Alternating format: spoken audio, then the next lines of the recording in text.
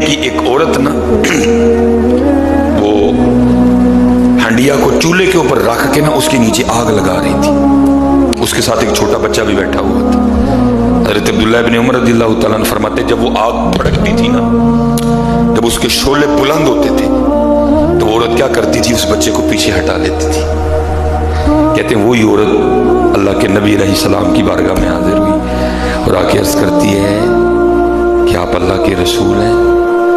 حضور نبی کریم علیہ السلام نے فرمایا ہاں میں اللہ کا رسول ہوں۔ وہ پھر آگے سے عرض کرتی ہے آپ پر میرے ماں باپ قربان ہو کہ اللہ رحم کرنے والوں میں سے سب سے بڑھ کر رحم کرنے والا نہیں؟ حضور نبی علیہ السلام نے فرمایا کیوں نہیں؟ وہ پھر عرض کرتی ہے کیا اللہ اپنے بندوں سے اس سے بھی زیادہ محبت نہیں کرتا جتنا کہ ایک ماں اپنے بچے سے کرتی ہے؟